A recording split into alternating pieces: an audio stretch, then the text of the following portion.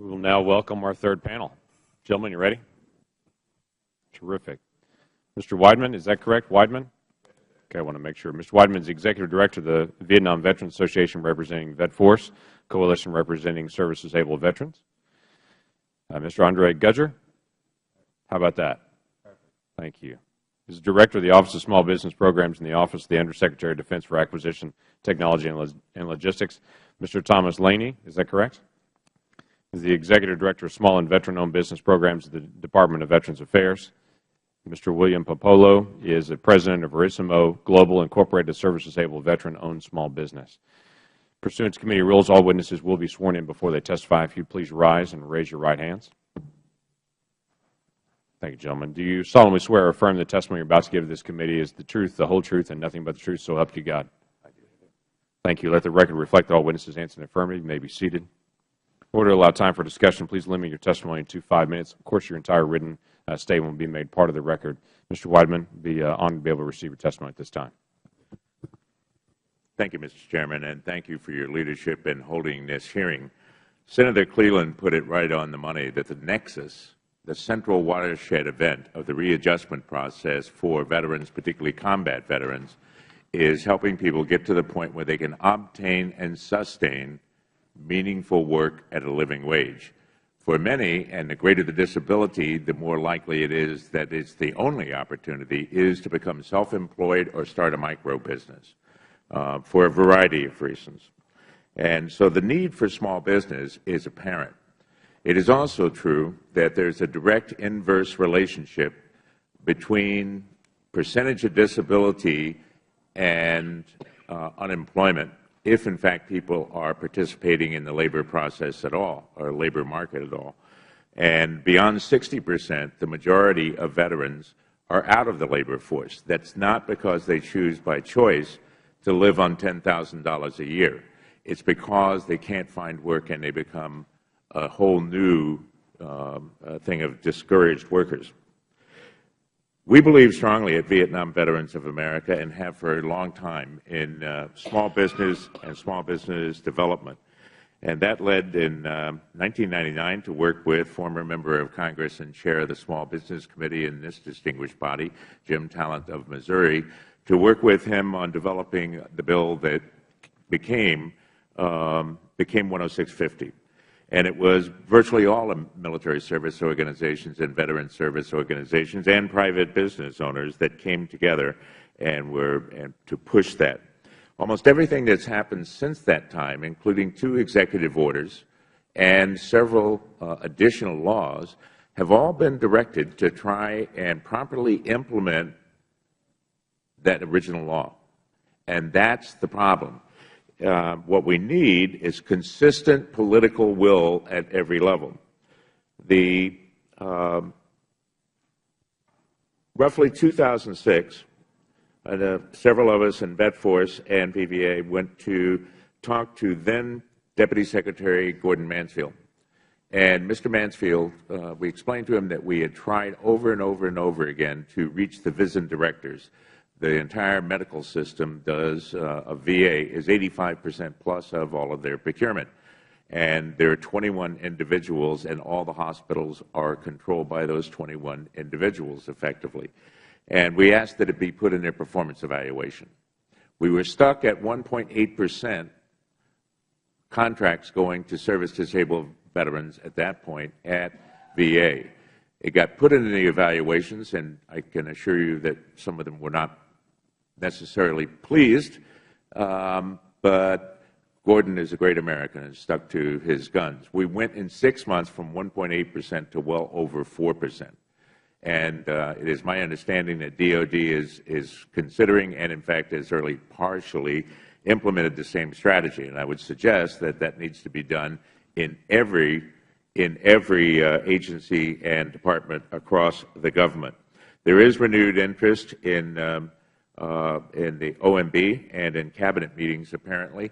One of the last things that Mr. Daley did before he stepped down as Cabinet Secretary was to go around the room at a Cabinet meeting and ask each head of each agency who sits on the Cabinet, where are you at in regard to reaching the minimum of 3% for service-disabled veteran-owned businesses.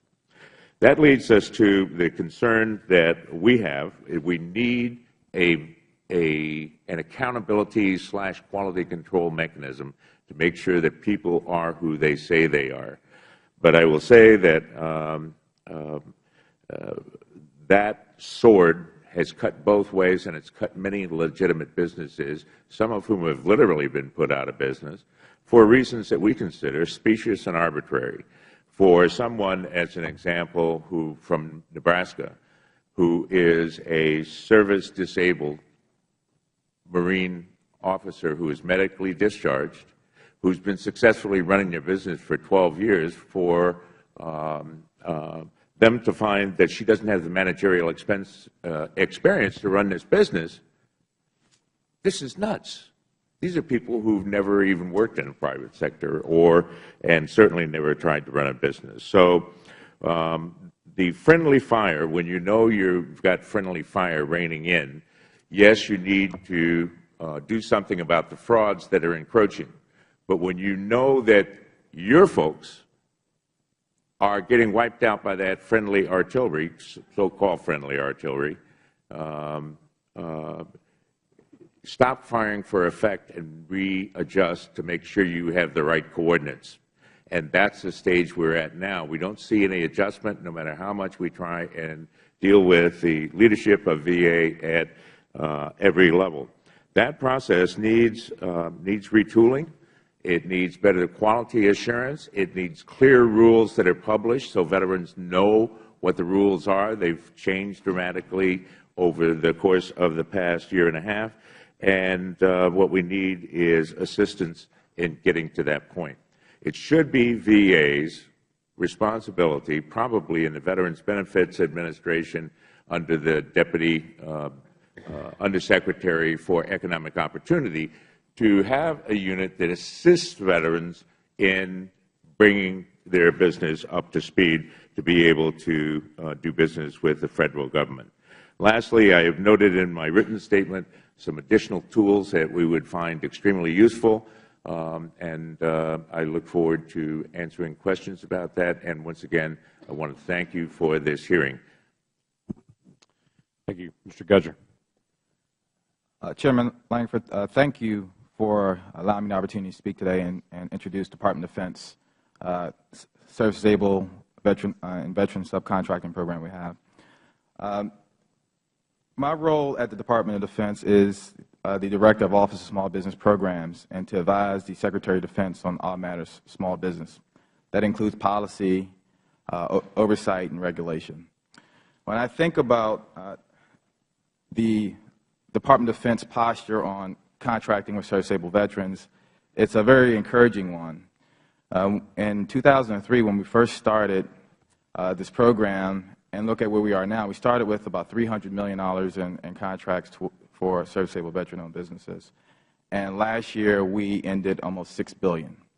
And since I took office, we increased our FY10 number over into FY11 about $600 million in 1 year. So when I look at that, although it's very encouraging, the trend, we haven't relaxed our efforts. Secretary Panetta, when he joined the Department as the Secretary of Defense, he issued a memo as one of his first courses of action. And to show his commitment to the Department, he did that while he was on vacation. He took it that serious. And other members of the Department of Defense also issued similar memos encouraging the acquisition workforce to continue to look for opportunities for small business and reinforce the Department's commitment for service-disabled veteran-owned contracting. So that was very encouraging, but it didn't start with Secretary Panetta. It did start with Secretary Gates. So it's one good example of going from great to great. And it's a pleasure of mine to talk about a lot of the initiatives that we started in FY11 and built upon from in prior years.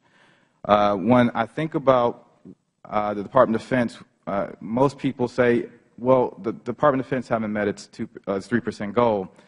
But we have had some major success stories. In FY11, although the number hasn't quite settled, we had 7 of our 24 agencies meet the 3%. And we had, out of our major commands under those services and agencies, we've had almost half, about 22 out of the 47, meet the 3% goal. So there's a strong commitment. And when I look at the trend, it's constantly going up. It's never been, it's the only socioeconomic category where we've never seen a decline. So that shows a commitment to the Department. And I think further on, looking at our partnerships and looking at our collaboration that we have with industry, we have reinforced and we have taken the extra step, quantum leap in the right direction, and working with groups like the Vet Force and the National Veteran Small Business Coalition, and gaining some of the best practices and ideas from industry, not just within. And as a result of that, those groups have relayed messages to their folks behind them to help them strengthen their capabilities, because we know that vets are very talented, and we know that that talented group of people have a unique ability to continue to create capabilities to align with the Department's buying and its future urgent needs. So those are very encouraging trends for us. But one of the things that we've done that I think is probably the most beneficial thing that we've done in a very long time was to accelerate payments to all small businesses, which we call accelerated payments, which is where service-disabled veteran-owned businesses were a huge beneficiary. So we pay businesses 1/3 faster than they would normally get paid.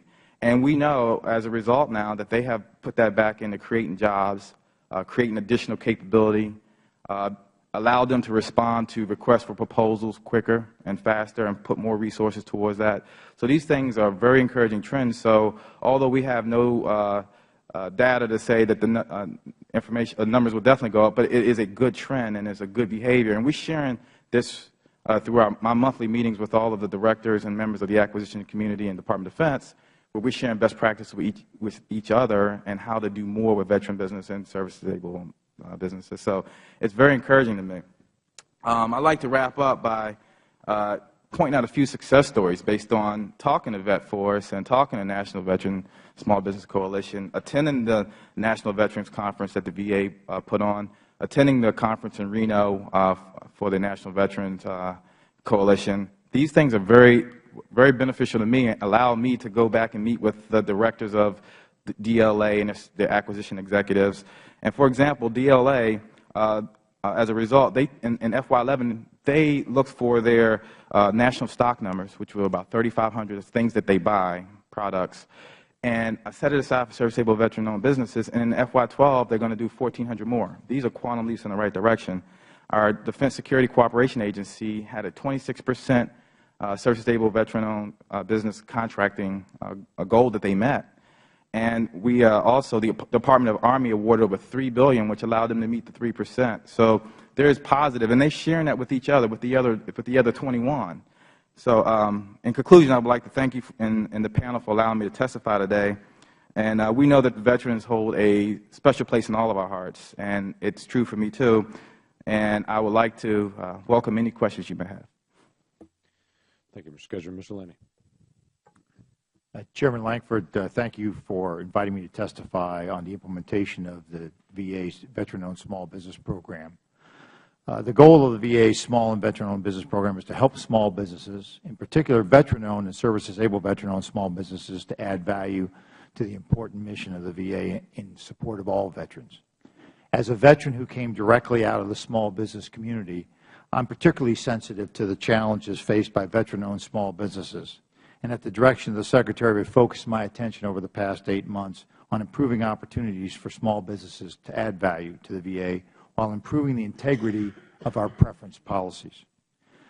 The VA has demonstrated its commitment to veterans by far exceeding the government-wide goal of 3% procurement to service-disabled veteran-owned small businesses. To promote strong support to veteran businesses, Secretary Shinseki established additional procurement goals within the VA of 12% for veteran businesses. In fiscal year 2011, with a contracting base of about $17 billion, $3.5 billion went to veteran businesses. Overall, in 2011, VA provided more than 28% of the total Federal procurement to service-disabled veteran-owned small businesses. The VA succeeded largely due to the Secretary's strong commitment to promoting veteran businesses. Performance on small business goals is reviewed personally by the Secretary and the Deputy Secretary as an integral part of the Department's monthly performance review. In addition to strong leadership, the VA has instituted a number of programs that contribute to our success. We have increased direct access of veteran small businesses to the Department's procurement decision makers. That program began in 2011 with the National Veteran Small Business Conference hosted by the VA in New Orleans. This is the largest veteran business event in the country with more than 4,300 participants. The 2011 conference was groundbreaking in that the VA alone brought more than 250 program and acquisition managers to meet with small businesses. The VA is building on the success of this direct connection model piloted in New Orleans by expanding that small business conference to be held this year in Detroit in June. We will be bringing more decision makers from the VA, as well as encouraging other departments and agencies to bring procurement decision makers in order to expand veteran business opportunities and to help our sister agencies meet their SDV-OSB goals. In addition to the National Veteran Small Business Conference, VA will sponsor focused opportunity showcases throughout the country in order to enhance access for vendors who have difficulty participating in the large events.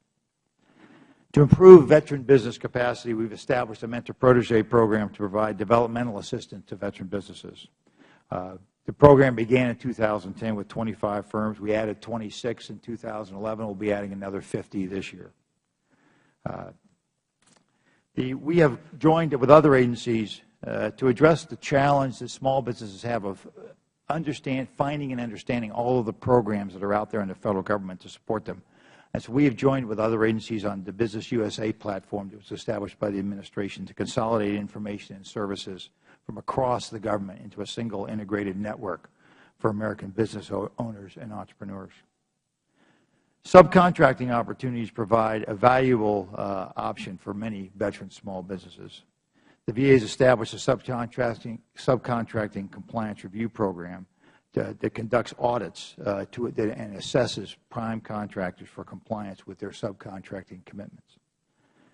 An important part of the small business mission is to verify the eligibility of veteran-owned small businesses to participate in the VA's Vet First program that provides procurement preferences to those businesses. The verification program ensures that these preferences go only to legitimate small businesses. Over the past 6 months, CVE has made major strides to address the issues raised by the Office of Inspector General and the General Accounting Office, who spoke before we did, as well as to make the process easier to navigate. We moved aggressively against a relatively small number of firms who would misrepresent their status in order to obtain benefit from a program for which they are not eligible. In summary, we have made major strides in improving access by veteran businesses to opportunities to add value to the work of the VA. Our journey is not complete, but progress is clear and significant. Much has been done, but there is much left to do, and we are committed to getting it done. As a result of the efforts of program and acquisition managers and with the strong support of senior leadership, we have far exceeded our procurement goals and will continue to do so. At the same time, we will ensure that only those who are eligible under Public Law 109-461 get the benefits of participating in these preference programs. Mr. Chairman, I am pleased to answer any questions you may have. Thank you. Mr. Popolo. Sir, I want to thank the committee for taking the time to address the service-disabled veteran-owned business programs. We as a community are encouraged that we are having this discussion to improve opportunities for service-disabled veterans in Federal contracting. The service-disabled vet community is made up of men and women from all races, religions, and creeds. We view ourselves as we did in uniform. One is judged by rank, but more importantly, character. Our GWOD veterans are returning home with a sense of empowerment brought on by the many successful missions they have accomplished in some of the harshest environments in the world. We want to deliver the message that service-disabled veteran-owned small businesses are capable, ethical, faster, and cheaper, that we want to hire our fellow brothers and sisters in arms who have sacrificed so much from Vietnam to the global war on terrorism. We have banded together to say this program was not designed for 20 SDV-OSBs to succeed and thousands to fail. The approximate 0.45 to 1% of our population that has taken on the burden of the global war on terrorism over the last decade are by no means victims. We still see many returning service-able veterans maintaining the entrepreneurial spirit and starting up companies. They want to identify themselves as soldiers and veteranpreneurs. The Service-Able Veteran-Owned Business Program is facing immense hurdles. Our disabled veterans have returned home with a drive to improve the economic and moral situation of the country they love and defend. Many disabled veterans must overcome their disabilities first and then overcome the challenges of entrepreneurship. They have the fortitude to enter an unfamiliar business world, learn quickly, and embrace the vision that they will be successful. I served at Abu Ghraib prison, and in April of 2005, there was a coordinated attack launched on the base. I thought that would be the hardest thing I ever did in my life. I had no idea that becoming a veteranpreneur would be an even tougher fight. Unfortunately, I believe that the current SDVOSB program, designed to help disabled veterans, is hurting them due to hurdles, lack of accountability, and unnecessary bureaucracy within the federal government contracting system. There has been a disconnect between the program's intentions and executions. Our service-disabled vets have heard thousands of reasons why they can't do business with the government or corporate America, and now simply want to hear one way they can. A few of the major hurdles we are facing are contract bundling, no level playing field between SDVOSBs and 8As, double counting of contract awards, credit for SDVOSB awards that were actually granted through 8A or hub zone vehicles, and a CVE certification process that has set the bar too high or too low and is not certifying legitimate SDVOSBs. The SDVOSB program is complex, and no one action will overcome the hurdles and issues we face. The SDVOSB community is prepared not only to identify the problems, but provide solutions. The two overarching measures that we need to take are close legislative loopholes that allow the SDVOB program to not be on a level playing field with other small businesses. And more importantly, we must gain the will of the federal departments and agencies in word and deed to take down the hurdles, work with SDVOSBs, and to find innovative and concrete solutions and make their SDVOSB programs inclusive, not exclusive. Today I've addressed only a fraction of the hurdles that we face in the SDVOSB community. But I have met so many great people in this movement that I feel honored just to stand next to them. The SDVOSB community will work to ensure that those service-disabled veterans who have the will to continue to contribute to our national defense and infrastructure will have ample assistance and opportunity. We hope the federal departments and agencies and large prime contractors will do the same. Mr. Chairman, thank you for your time, and I can answer any questions. Thank you. I yield to myself as much time as I desire, apparently. Let's talk for a moment about some of this, and let's try to clear up all that we can.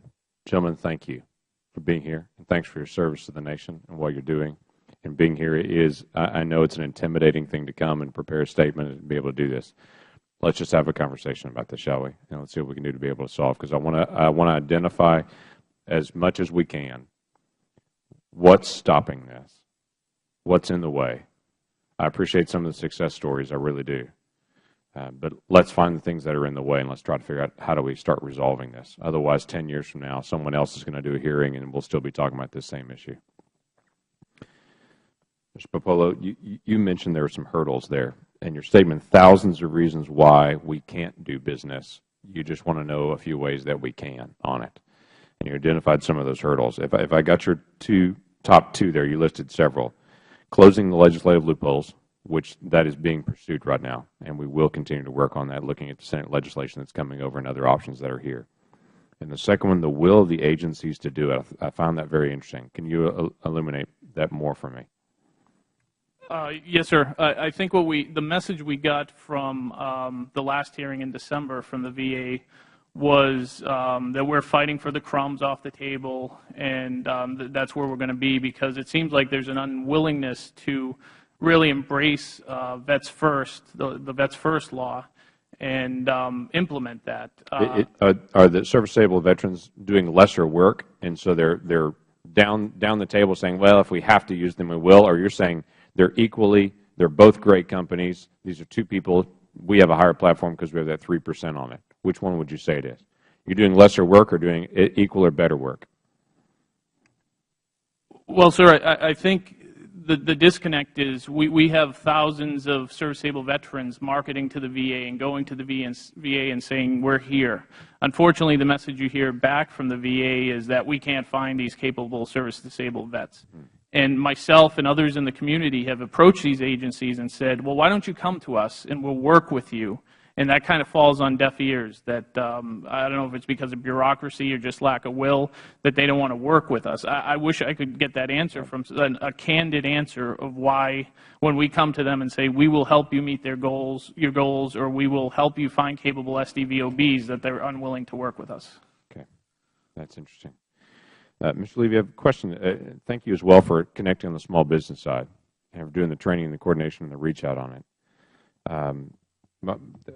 I find a couple of things very interesting in this. One is the goals that we were talking about before.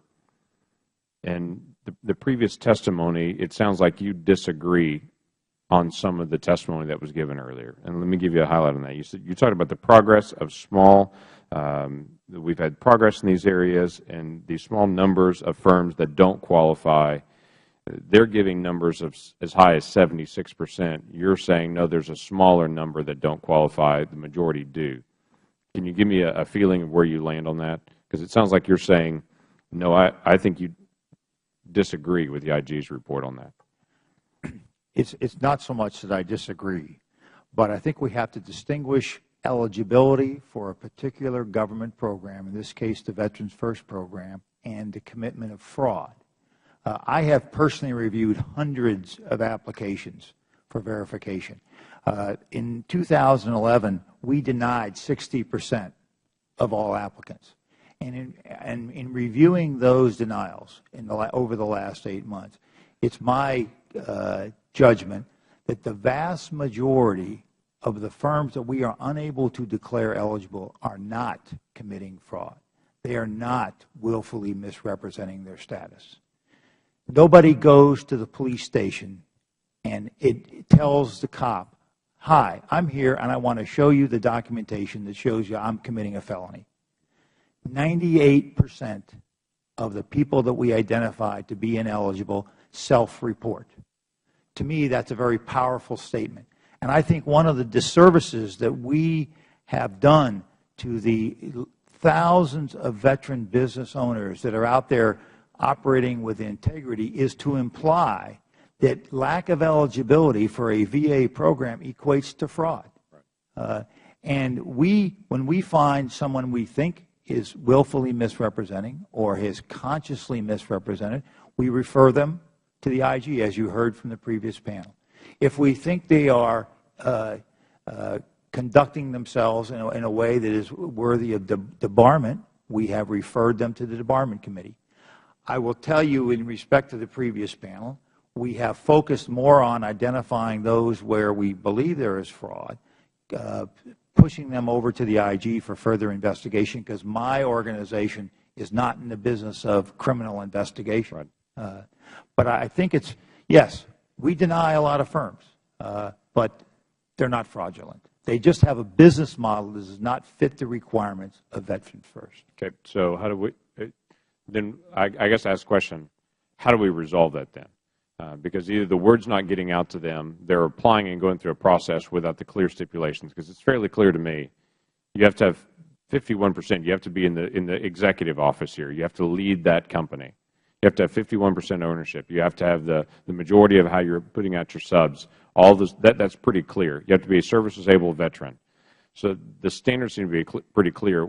Why are we getting so many people that are applying for something that the standards seem to be not clear? Or is it the hurdles of going through the process that you don't have the right paperwork? Which is it? I think there is a degree of ignorance regarding what the standards mean and translating the standards of the regulation to their individual company. You've heard anecdotal evidence where a person says, I've been running this business for 12 years, but they don't meet the requirements of the regulation to demonstrate that they have 100% control of the business. And that's the kind of thing we encounter. The good news is we have spent some time and energy over the last few months publishing what we call a verification assistance briefs, identifying those things that have precluded firms from becoming verified, trying to explain them in plain language to help firms that are going through the process or getting ready to go through the process to understand, does my business model fit? And so what we've seen is a reduction. In 2011, as I said, we denied 61% of the firms that we evaluated. So far this year, we're at about 48% denials, or more than half now we are verifying. Right. You're talking about a simple two-step process, or it sounds like you're putting the information out, but are you suggesting something as a two-stage process from VA that when they're going through certification, if they express an interest, instead of getting this big fat packet saying fill out all of this, they get a simple sheet that says here are the standard criteria, check off if you applied all this. If all these apply to you, a simple page, then we'll send you the big fat packet rather than that? Is that what you're recommending there? Well, we don't send them a big fat packet. We ask them to send us a big fat packet. Right, but they have a big set of instructions. Say if you're going to qualify, here's all the stuff. You've got to prove you're a manager. You've got to prove you're qualified. You've got to prove that you're ownership. You send us your SEC report. Send us everything. It's this enormous amount of information that has to be sent back. Well, what we have determined is because of, as we evaluated failures to be verified, we've tried to go out with these simple little briefs.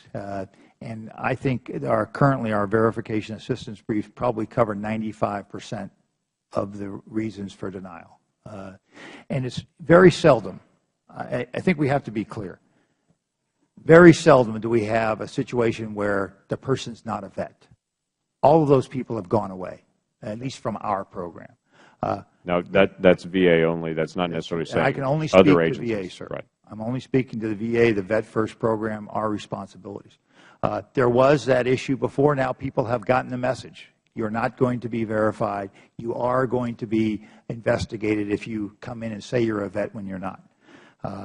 Secondly, ownership. A very small number of firms are denied because of ownership.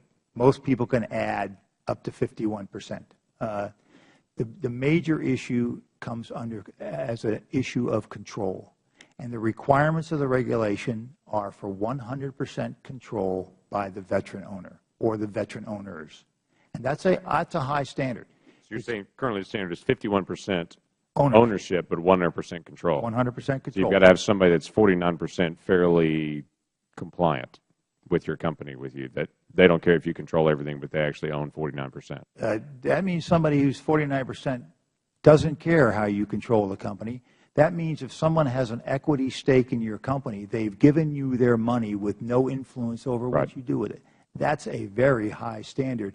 And I don't know very many people in this room that would invest $1 million in a company and have no control over it. But that's the standard of the regulation. Okay. How are we trying to verify that? How are we verifying currently? What documents are we using to show that you have 51% ownership and 100% control? How are we making them prove that? One of the tremendous improvements that has occurred in the verification program was as a result of what the Congress did in the passage of Public Law 111-275, which gave the Secretary the authority to call in the documents that were necessary to determine if a firm was actually owned and controlled. And that has made a huge difference. That's become the hurdle as well, that now, as we discussed before, the big fat packet of information coming back in. Now it's such an enormous amount of information that you've got to be able to bring to bear on it. I'm trying to just weed through this on this. That is Are you saying that's a benefit or that's a detriment? Because all that documentation now makes it prove, but then you're also disqualified because you can't prove 100% control of a company you only own 51% of. Well, to the 7,900 firms that are currently verified, it's a huge benefit. To the contracting officials who are expected to ensure that when they are setting business aside for veteran-owned firms, that those firms are in fact owned and controlled by veterans, it's a huge benefit. You heard the GAO. You heard the IG. I'm pleased to report that the kind of issues that they laid out in their reports we have dealt with.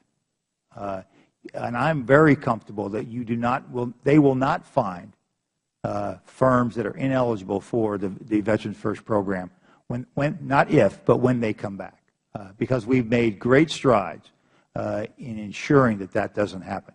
The price of that is diligence. We've gone from 147 site visits in 2010 to over 1,000 in 2011. Is that a hurdle? It certainly is a hurdle for those firms that we determine are not, in fact, eligible. And sometimes that's what it takes, is a site visit. Give me a quick statement. I know we're going to move on, but just give me a ballpark. To fill out the forms, to go through to gather the data, to be able to send it back in for certification, how many man-hours do you think it takes to complete that, the process? Take it for a small business, a medium to large business where everything's in a filing cabinet, it's easy to pull. For a small business? Actually, the difference, Mr. Chairman, is a function of the complexity of the business. For a two-person business, it's relatively straightforward. And as a result, those businesses get verified pretty quickly. For more complex businesses, where an owner is an owner of more than one business, he's living in one state, he's doing operations in another state, that becomes increasingly complex. But it is a substantial. You don't do it in 20 minutes, absolutely. So give me a ballpark, how much time? Well, when I sat down and did it myself, it took me about 9 hours.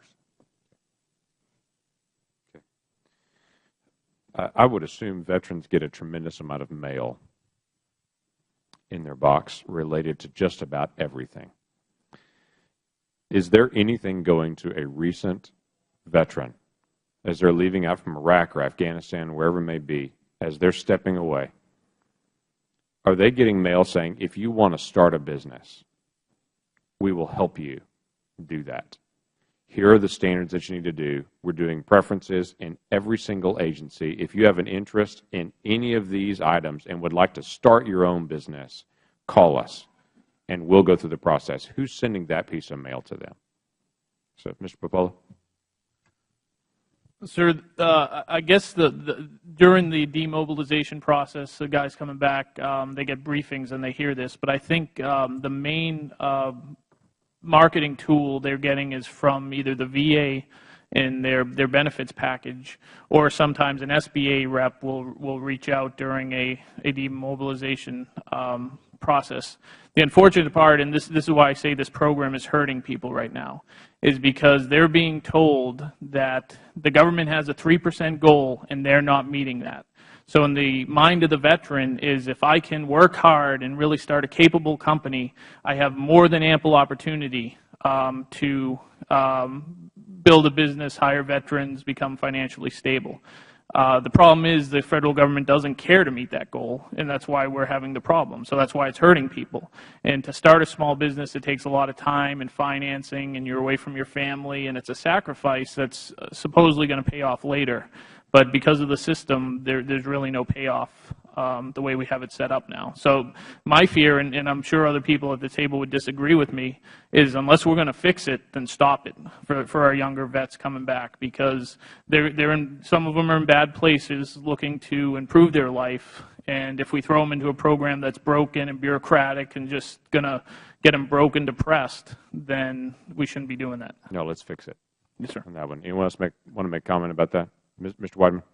The SBA is supposed to be part and is part of the Transition Assistance Program, or TAP. But there isn't anything from VA because, frankly, there is no place where it's veteran-friendly. CVE, now known as the Center for Verification and Evaluation, 3 years ago was a Center for Veterans Enterprise under Secretary Principi. It was known as a place where you went for help. And nobody goes to CVE now for help. And with all due respect, the directions that are on the website and with the application, I printed them all out. It was 40-some-odd pages. It was not clear even to me, and I participated in the process for the last 15 years. So there isn't what we would call in the military a simple, straightforward, by-the-numbers direction. If you put that in, you wouldn't have the high failure rate. If I'm a teacher, and I have taught in my life when I first came back from Vietnam, and 60% of my kids fail, am I a bad teacher or are they bad kids? I would suggest that I'm a lousy teacher. And it's not that I need to make the test easier. I need to make the directions more clear. I need to help them find the next rung on the ladder in order to climb up that ladder. And that doesn't exist right now. Okay. Any other comments on that? I would like to mention, as part of the Transition Assistance Program, currently there's very little emphasis on entrepreneurship. However, Mr. Goodger and I sit on the Interagency Task Force on Veteran Employment that was directed by the President back in September, and we have proposed the addition of a 2-day program as part of the Transition Assistance Program that will introduce all departing service members to veteran entrepreneurship. And we will be piloting that program in June in Detroit with recent veterans who are reaching out to participate. Mr. Goodger. Yes, I'd like to build on Mr. Linney's comment. I personally sat on the SBA-led Interagency Task Force, as well as the DoD-VA Joint Task Force for Veteran Employment. I co-lead the entrepreneurship track of what we're going to introduce. So, and in addition to that, I also am on the Business USA Task Force. And I mention all that to talk about the Department's commitment to connecting the dots. We've been very aggressive. I've met with Vet Force, Rick, Bob, Joe, Scott, and got information from them about the things that they would recommend that we should do. And we're implementing a lot of those things as part of our recommendation. So I think that we're taking a quantum leap in the right direction. Time will show that. But when we look at what do the veterans get when they return, it's more important now than ever with the young men and women coming back from Afghanistan and Iraq to put even more emphasis on it. And we have taken our efforts that we have did in FY11, and now we're even making them even greater. And it's a higher, it's so visible that the front office of the department is looking at this biweekly, saying what are we doing and what are we doing to make it easier for veterans, not only to transition back into good jobs because they're very talented, but to transition into being successful entrepreneurs. Yeah, because as I'm sure all of you know very well, the fastest growing segment of the job market is going to be brand new startup businesses. Correct. Brand new startup businesses, they hire new people, they expend capital, they take off much more than a large business does. So both economically and also just doing the right thing for our veterans, it's a great thing to be able to encourage veterans coming back to say, start a company. You saved us as a nation, and you saved freedom for what's happening. Come home, save our economy.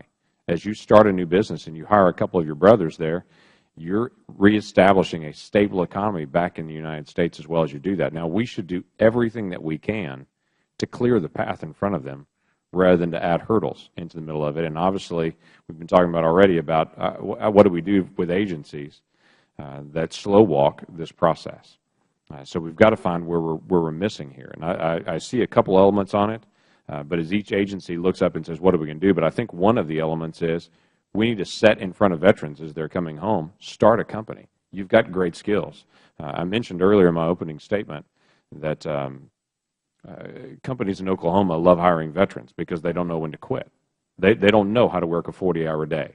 Okay, that's not an issue for them. In fact, if you come to Oklahoma, I'll show you companies that do energy drilling that they want to hire former tank drivers to run their drill rigs because they know how to run things blind. They know how to look at the scope and to be able to operate it, and they have the patience to be able to do it well. And they'll go hire as many former tank drivers as they can find to be able to do their drilling equipment because they're good at it. Well, those are skills that are transferable both in that job market but also in every single aspect of what they've done. So if we can do anything as a nation as well to be able to tell returning vets, start a company and we'll help you, and it actually, as Mr. Popolo mentioned before, they actually get to do it rather than just start a company and it becomes a false hope, If they get to start a company and know that there are all the places of engagement and they can do it both in the public sector and the private sector, I think it's a great asset to be able to come back. So, Mr. Gudger.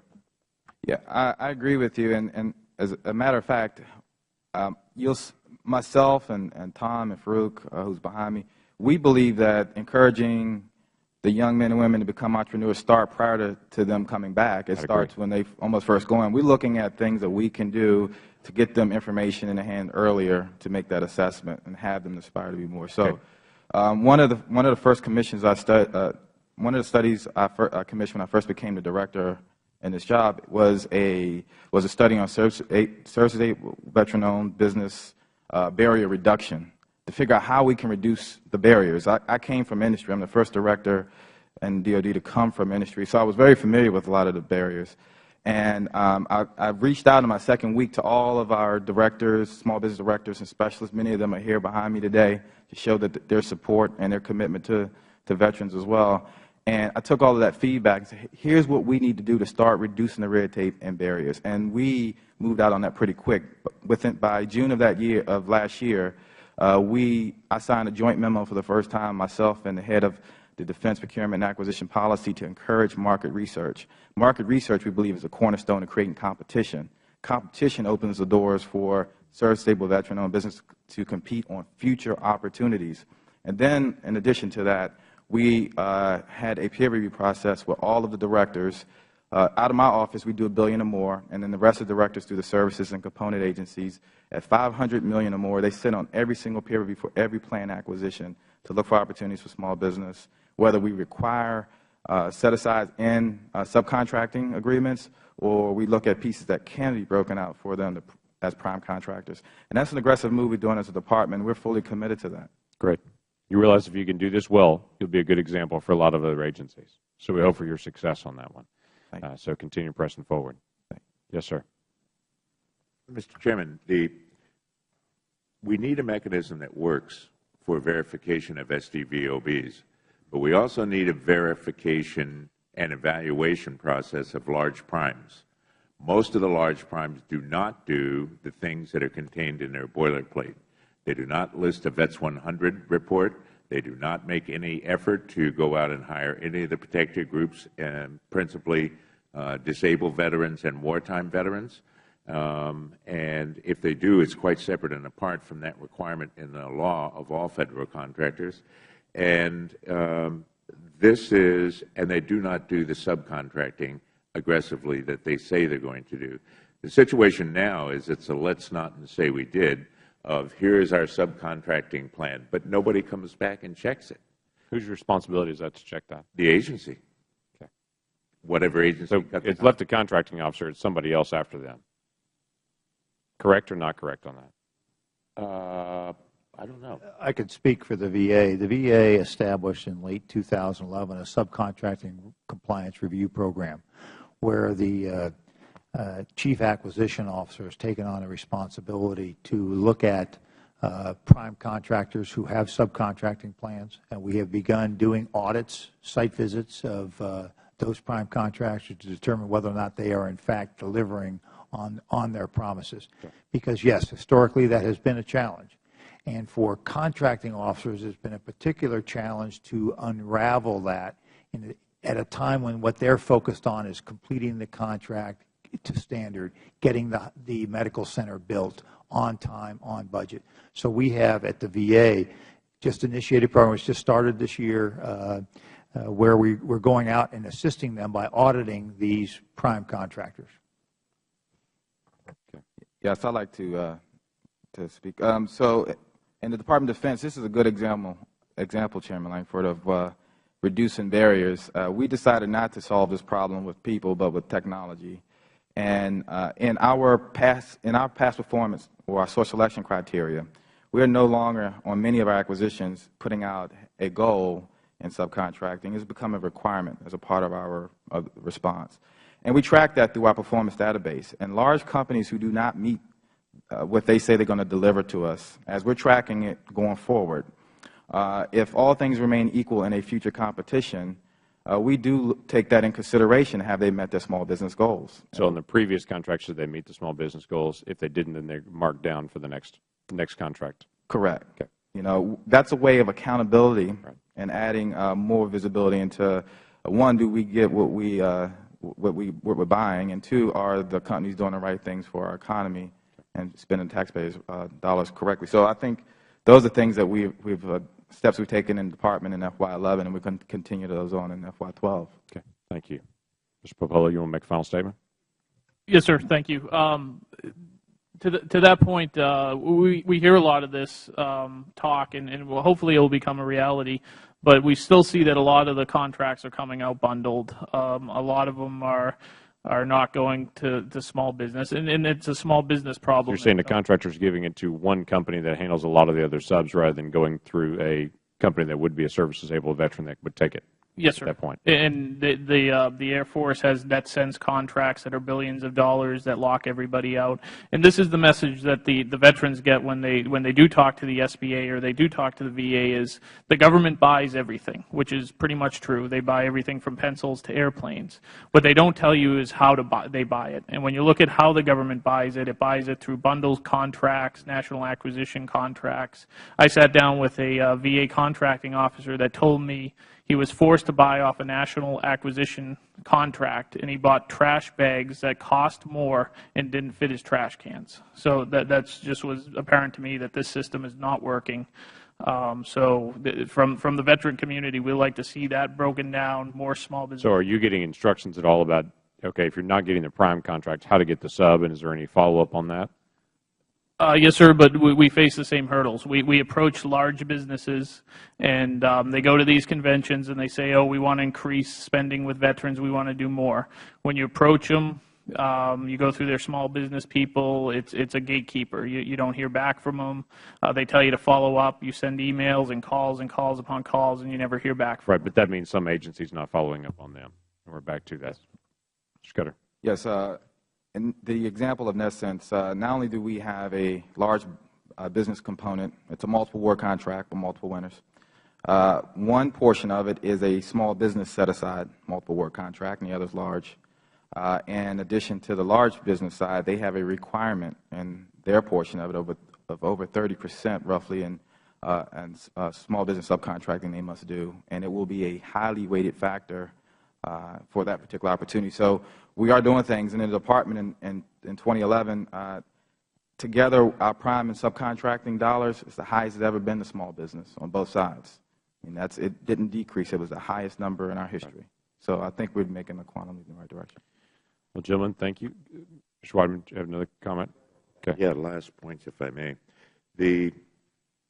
We've talked a lot about enforcement of the law today and about the sanctions in one way or another, either on individuals or on the agency. But one of the most effective things at DOD prior, and incidentally, Andre has been a breath of fresh air over there since he got there, but there were folks in the previous administration, Dr. James Finley in particular, who was terrific on STVOBs. And under his guidance, they started an awards program that unfortunately, 2008, was the last year that was done. And it focused attention within DOD on the positive aspects and recognizing both the Federal workers who had gone above and beyond, the companies, private large contractors that had gone above and beyond, and outstanding small disabled and veterans, service-disabled veteran businesses who had materially contributed to innovation and products that will better serve our men and women in the field. That is something that can be done in virtually every agency. Last is a concern, and I was glad to see Chairman Johnson here this morning, but we have been talking with the Veterans Affairs Committee and with Chairman Graves's people. And one of the things that we need to look at very hard is standardization of definitions between what SBA defines as control, what SBA defines as a small business, and what VA does. Frankly, it's on this control issue where we've had all the problems, and there has been discussion, and I think Chairman Graves thinks that the control issue ought to be moved back to SBA because it's settled law, including case law, over at SBA, and it's not anywhere near settled over at the VA yet. So it's an area where a good deal of cooperation between the three jurisdictions in the House can really lead to a productive solution. Terrific. I am only slightly past my 5 minutes of questioning time. But I do appreciate very much the conversation on it. This allows us to have a dialogue to be able to work through and try to get this stuff in the record. As you know well, we'll have staff that will go through this and start trying to determine, okay, which direction can we go with this and which agency do we do the follow-up questions on. So getting these things in the record and getting this kind of colloquy is very helpful to us in the days to come as we do the follow-up on it. I appreciate, again, your service and your work and for staying here even a little bit longer to be able to go through this. And with that, this is adjourned.